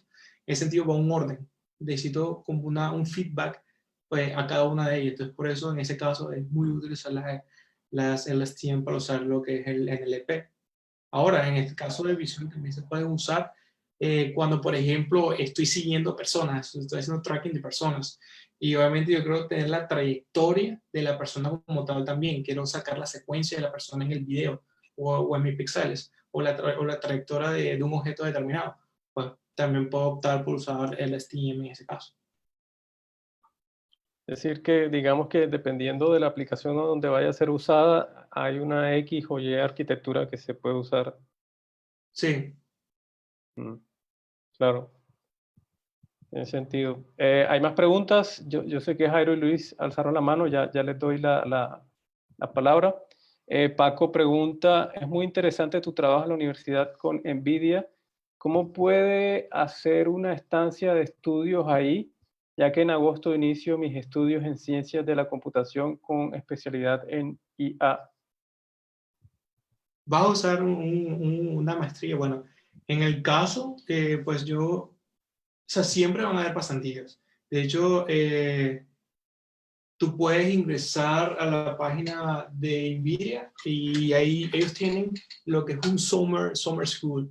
Pero en realidad tienes que mirar si ya está disponible o no, porque mucho de estos internships son alrededor de 16 semanas, que por lo general comienzan en junio, o sea, comienzan desde junio, es todo el verano. Entonces tienes que tener en cuenta, muchas empresas top lo hacen, lo que es Google. Google tiene un AI Summer School para personas que tienen su undergrad, o sea, su pregrado en ciencias en Computer Science, en Electrical, Electronic Engineering. Es como tú puedes entrar, tú te registras, obviamente te voy a decir, te hacen una prueba de código, te hacen una interview y pues dependiendo de cómo te va en la interview, pues así te dan como que la opción, te facilitan para sacar una visa de J1 por 6 meses o por el tiempo que dura tu instancia y listo. También puedes buscar, hay muchas universidades que hacen instancias de research para, para personas que solamente tengan el pregrado. Entonces, tienes que mirar, por ejemplo, qué laboratorio, qué universidad te interesa, qué profesor o qué grupo de investigación está como perfilado a lo que tú quieras hacer. Entonces, en ese sentido, pues, no está de más que escribas un correo. Yo como llegué a CMU, yo llegué a CMU por medio de un correo electrónico porque a mí un día ¿cómo es? Estaba trabajando y pues yo hice una estancia de investigación antes y había trabajado y todavía trabajo con un grupo que se llama ActivityNet, que hacemos todo lo que es en acciones humanas, videos de acciones humanas. Entonces me llegó un correo de un profesor que me estaba diciendo como que, hey, mira, necesito, estoy haciendo esto, yo sé que tú estás trabajando con ellos, vamos a charlar. Entonces yo dije, bueno, listo, dale, hablé 20 minutos con él por Hangout y al día siguiente él me escribió un correo y me dijo como que, hey, mira, estoy interesado en esto, quiero hacer esto, yo sé que tú tienes conocimiento en esto, bueno, ven, vamos, ¿te interesa o no te interesa? Y pues así fue que pude entrar a CMU. De hecho, así entré, conociendo primero al profesor, y ya el resto de trabajos, o sea, esos son pura burocracia, más nada. Entonces, lo primordial es siempre como focalizar como que esos lugares que te interesan y mandar correos y preguntar. Siempre hay vacantes abiertas para hacer research y sobre todo en Europa, que creo que es más fácil para uno llegar a Europa que en Estados Unidos. Sí, eso lo explicábamos o lo hablaba Roberto Morales en una charla el año pasado, que por cierto está en YouTube, en Colombia AI. Hicimos una charla con ellos y él explicaba que el primer paso era llegar al profesor, ya sea buscando el correo en la página institucional, o creo que también alcanzó a mencionar Google Scholars, o no sé si fuiste tú el que mencionaste que uno va revisando como el área de experticia donde está el investigador o el profesor haciendo esos artículos, como para saber por qué profesor uno escoger o qué profesor uno perfilarse a trabajar o a enviarle un correo con la hoja de vida o no sé lo que haya que escribirle. Sí. En dado caso, mi profesor pues, fue bueno, también me ayudó a trabajar, a hacer instancias en el FAIR, que es el Facebook AI Research. Así que yo creo que una cosa conlleva a la otra. ¿Sí me voy a entender? Es como un jueguito como cuando tú pones las fichas de dominó y tienes que como hacer el primer impulso y de ahí para adelante pues todo dependerá de tu desempeño. Pero en este caso sí, o sea, yo creo que la peor diligencia es la que no se abre, es la que no se haga. Es como yo le decía a un amigo. Yo tengo un amigo que le está aplicando, bueno, aplicó para el posgrado. Entonces, yo le decía a él como que, hey, o sea, aplicó a Georgia Tech, aplicó a Caltech, aplicó a las universidades top en Estados Unidos. Y él me decía como que, hey, no quiero aplicar. Entonces yo le decía, pero eso, ¿por qué no vas a aplicar? O sea, el simple hecho de no mandar tu aplicación es tener el no. ¿Sí me voy a entender? O sea, el hecho de Claro, no hacerlo, ya no tienes el no. O sea, a ti no te interesa. Si lo único que tienes es qué posibilidad y qué probabilidad hay que te digan que sí, pues eso lo tienes que hacer es mandando la aplicación o jodiendo al profesor. Es la única manera. Es la única manera. Y existe una probabilidad y eso se hace cuando tú haces ese intento. O sea, esa búsqueda de ver qué pasa. Y ahí es como que yo les digo, o sea, sí, pues se puede ver difícil que no se puede conseguir, pero, o sea, como te digo, la peor diligencia es la que no se hace. Y pueden mandar N número de correos que alguien te va a contestar, porque siempre hay alguien que tiene plata, que tiene funding para hacer research y siempre va a tener a alguien que lo trabaje. Claro, siempre va a haber algún profesor buscando. Ujú. Oye, Camilo hace una pregunta, pero no lo entiendo. Creo que ya se desconectó. Él dice, ¿puedes colocar el path para llegar al AI? Pero no entiendo la pregunta. ¿Cómo así? No, no sé. Igual se desconectó. El repo, pregunta Brian, sí, el repo está en GitHub. Yo lo voy Ahorita a, lo vamos. yo lo voy a poner en GitHub ahora que se acabe todo. O sea, ahora que Ok, termine todo, yo te mando el link para que le mandes ahí y también un link de diapositivas. dale. Listo, listo. Jairo hizo una pregunta, entonces yo le voy a activar el micrófono a Jairo. O Jairo se salió. Ah, no, Jairo está acá. Ya. Estoy, aquí estoy, Jairo, te aquí estamos estoy. escuchando. Sí, ¿Me escuchan? sí. Ah, ok. Hola, ¿cómo estás? Bien, bien.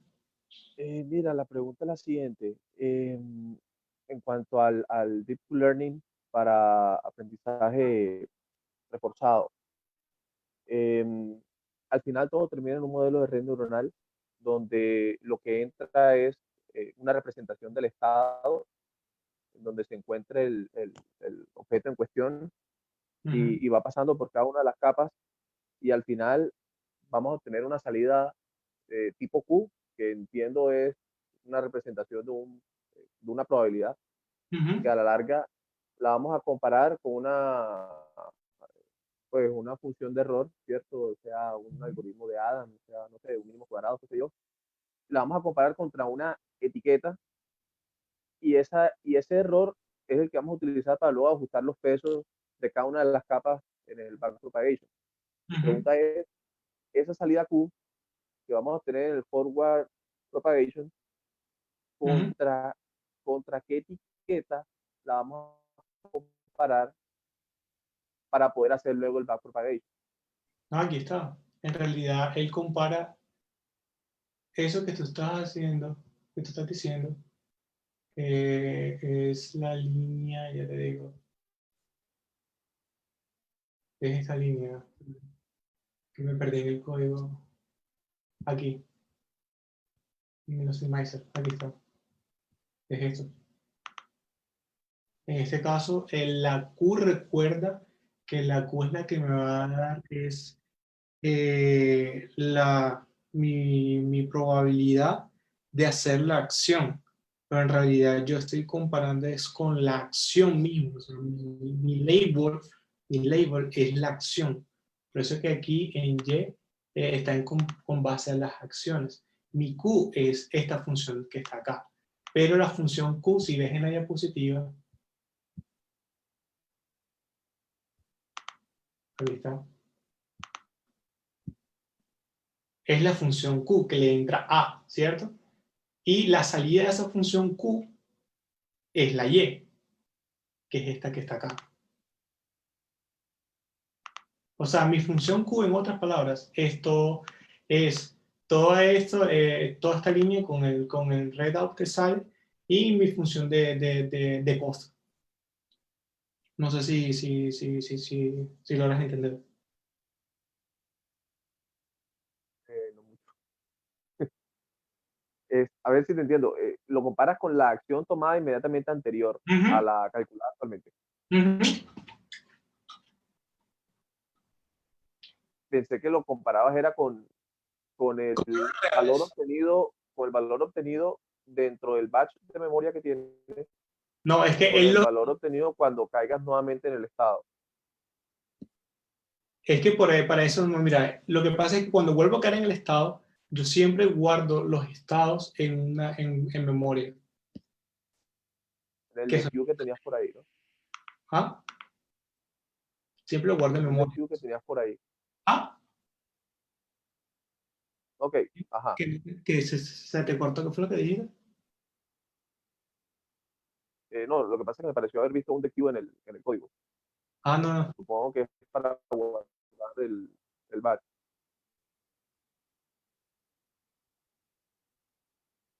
¿Te repito otra vez lo que dijiste? Jairo, dile un poquito más lento, por favor, que se corta a veces. Pues no sé si es mi internet, porque yo le dije a Javier que mi internet estaba teniendo problemas desde antes de comenzar. Ok. No, yo te escucho bien. Mi pregunta es si al final el Q que tengo en la salida lo estoy comparando Q es la contra función. En realidad estoy comparando es con los pesos, con los valores de Y del batch. Aquí está. O sea, Q es la función. Que esa función Q me arroja un Y. Entonces, aquí está el step que guardo mi función Y del batch y las acciones del batch y del estado, del estado sub J del batch. El siguiente estado es el subT, que es el anterior.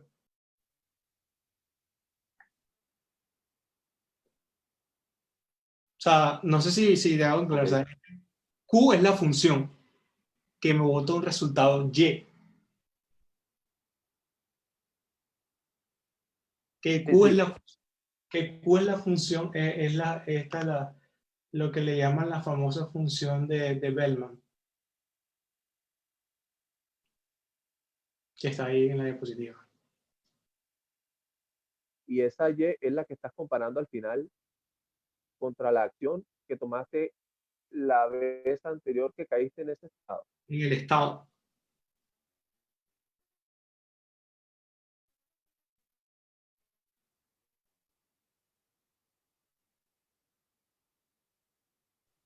Estamos claros, entonces, Jairo. La última parte se le entrecortó, pero no sé si. Sí, él dijo que sí, que eso lo compara la Y con el estado anterior. Vale, vale, gracias. Listo. Listo, listo. Por acá, Brainer Polo pregunta, ¿recomiendas el curso de EDX de IBM para Machine Learning con Python? Pues yo te voy a decir sincero, no lo he visto, o sea, no sé cuál es. Si le puedes poner el enlace, yo lo puedo echar una revisada. Yo les digo algo, o sea, no se casen con, en el caso de muchos de esos cursos, por ejemplo, les enseñan a ustedes, por ejemplo, un framework determinado. En ese caso, yo soy de la persona muy anti-framework. Yo uso TensorFlow aquí porque tocaba, pero mira, les voy a mostrar ejemplos de, de otros lenguajes, como por ejemplo Emacsnet, no sé si lo han escuchado, que en realidad tiene un performance extremadamente mucho más grande que el mismo TensorFlow.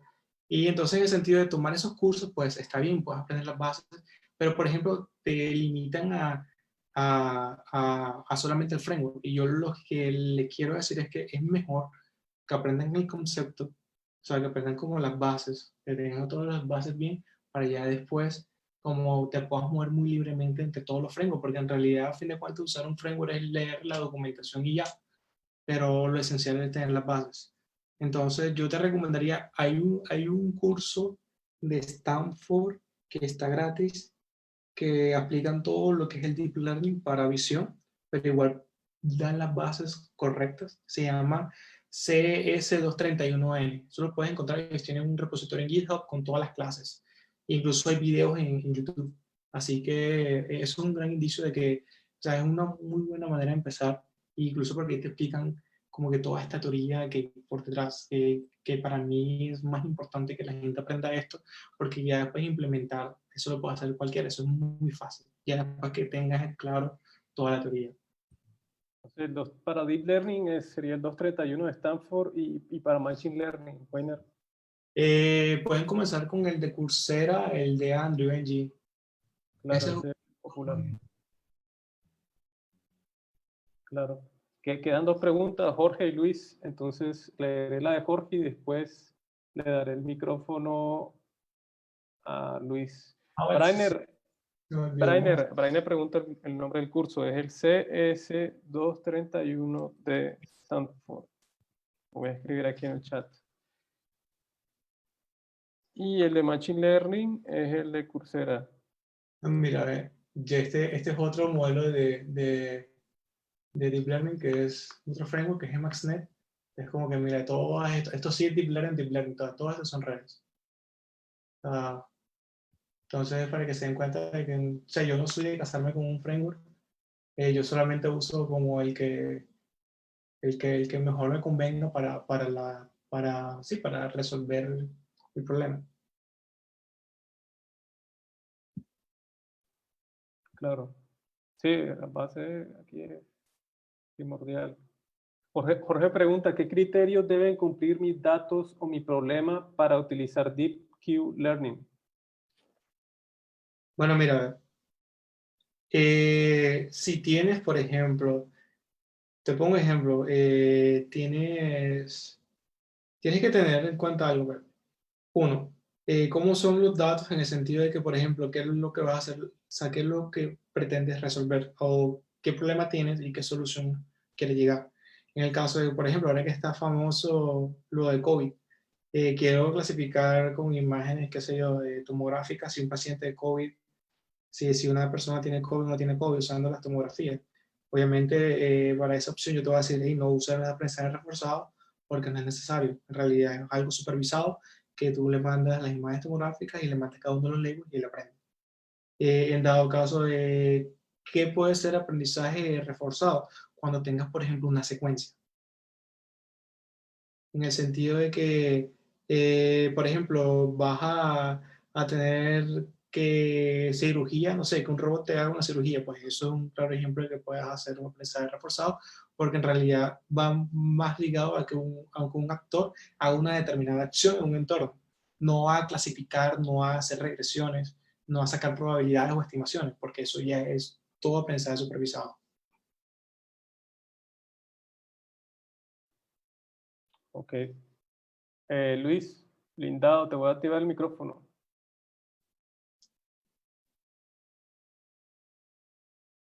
Hola Javi, gracias ¿Qué más, Luis? por hablar.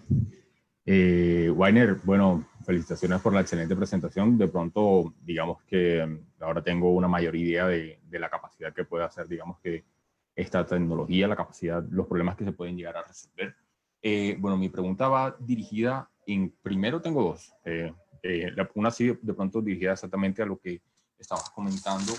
¿Existe de pronto alguna limitación en cuanto al número de acciones que se puedan manejar, digamos que para estos algoritmos y en cuanto a la recompensa que sea no solamente de pronto numérica o mezclar entre datos numéricos en ciertos rangos o también valores cuantitativos como que pasa, no pasa, o una mezcla, simplemente no tener simplemente una sola variable, sino pues un tensor de 5 variables y entre esas pues saber si está un dato numérico o simplemente un valor cualitativo. Ajá. Bueno, mira, yo te respondo de la siguiente manera. Tú sabes que al final de cuentas, tu última capa va a estar el número de acciones, ¿cierto? Todo eso es un tensor. Entonces, ¿a qué está limitado el número de acciones que pueda recorrer? A tu capacidad computacional de almacenar ese tensor en memoria. No sé si por ahí estás entendiendo, o sea, en el sentido de que tener muchas acciones puede hacer que tú estés, por ejemplo, limitado computacionalmente. Entonces, puedes tener un problema ahí. Ya te toca realizar, por ejemplo, otras técnicas para tratar de abolir como todo ese recurso computacional. Pero unas limitantes que te pueden dar, que te limiten, pues son los recursos computacionales. Muchas veces uno puede decir en el papel de que cierta arquitectura va a funcionar perfectamente bien, pero a la hora del día, a la hora de la implementación, muchas veces o sea, no se tiene en cuenta, por ejemplo, la cantidad de flops, que no sé si está familiarizado del tema de operación de puntos flotantes que suceden por cada segundo de instrucción. Eso es muy importante porque todo, al ser máquinas, siempre vamos a tener un número determinado de flops que podemos procesar cada segundo. Así que al tener muchas interacciones, al tener muchas variables adicionales, pues estoy cada vez como acotando y sobreexigiendo más el computador o mi capacidad de cómputo. Entonces, yo creo que lo más primordial es eso. Te pongo un ejemplo. Yo uso procesamiento de video y a veces me toca usar un batch, por ejemplo, de una secuencia de video de 128 frames. No puedo usarlo porque mi computador no lo puedo usar porque tengo 4 GPU y nada, no sirve. Entonces me toca reducirlo a 64 o reducirlo a 32. O sea, me toca como que reducir la dimensionalidad de la red porque obviamente estoy limitado de los recursos que yo tenga. Eso es un factor. Porque muchas veces uno hace como la solución y a la hora del test, pues no en la vida real, y al momento de hacer incluso el despliegue, puedes tener muchos problemas como estos. O sea, es como para que lo tengas en cuenta. Listo, bueno, pues pues lo hago todo preguntando en el marco del tema de control de procesos industriales, específicamente sector energía, generación, porque muchas veces se presenta, hay casos, digamos que yo trabajo con datos, analizando muchos datos para mejorar pues eficiencia energética en plantas, y pues hay datos muy específicos donde se han identificado que Pero ciertas acciones, tú me dijiste eso, son datos, son texto plano, ¿verdad? no, datos numéricos, datos numéricos. Texto plano. Imagínate que hay 300 variables que se están No, pero midiendo igual en línea cada 10 segundos. en ese sentido está bien, porque es texto plano. O sea, Ok, no me refiero a que estás procesando 300 imágenes en cada bloque, porque ok. sabes que una imagen son una matriz de 3 dimensiones con la cantidad de píxeles que tenga. O sea, eso es mucho más datos que Mucho eso. más pesado, mucho más complicado ahí. Entonces, en ese caso, al hacer texto plano, pues créeme que no hay ninguna problema de tener 300 variables. Te pongo un ejemplo. Esa imagen que yo tengo son 80 por 80. Multiplica 80 por 80 por 4. Esa es la cantidad de variables que yo tengo en la entrada. Súper bien. Una Entonces, pregunta, ¿conoces o puedes recomendar de pronto, o pues ya veo que has tenido pues de pronto bastante experiencia, ya conoces bastante del medio, ¿conoces de aplicaciones específicas, digamos, que se hayan desarrollado con esta tecnología de Machine Learning para solucionar, digamos que, control de procesos industriales? sí, en realidad, te voy a decir, son caras, bueno, porque tienes que pagar el licenciamiento, pero Azure de Microsoft ellos están muy bien en ese sector, en el sector de procesos, de optimización de procesos, en cuanto también a la misma manufactura y generación. Entonces puedes mirar en Azure, que tiene incluso ya modelos establecidos que solamente necesitas poner los datos de entrada y él hace el resto por ti. Listo, dale. Muchas gracias, Weiner. ¿Vale? Dale bien. Paco pregunta que si Python es lo mejor para IA o hay otro que sea adecuado para programar en IA. Pues actualmente tú sabes que Python es el que manda la parada, incluso por encima de R. eh, por todo, por la versatilidad que tiene el mismo software, el mismo lenguaje de programación. Y dado que muchos de los frameworks pues, ya están todos habilitados para Python, tengo el caso de Café 2, Emacsnet, TensorFlow, PyTorch. Pues a mí me gusta, en realidad te voy a decir bien, pero si quieres, por ejemplo, deployar y hacer una producción en producción, lo que usualmente se hace es que se pasa a binario, o sea, se pasa a C. Entonces, sabes que el core de Python está en C y obviamente hay algunos frameworks que no están optimizados en C. Por ejemplo, PyTorch solamente funciona en Python, pero en caso de Emacsnet, que fue uno que mostré ahorita, tú puedes compilar eso y hacer un binario con toda tu red neuronal, pero eso que a mí me gusta. Y obviamente porque se acomoda a las comes, a los requerimientos y a los requisitos del mismo computador, porque todo lo está compilado. Entonces hago mi GCC y todo, y lo compilo haciendo mi config, el make install y todo. Pero en ese caso, en dado caso que necesitas tener alto performance en respuesta.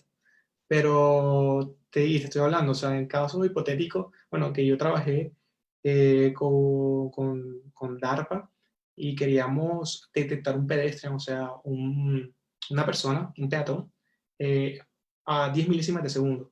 En ese caso, si yo lo hago en Python, obviamente Python al ser interpretado, voy a tener un tiempo de latencia en cuanto a pasar el intérprete de Python a C y después leer y hacer todas las operaciones de reloj.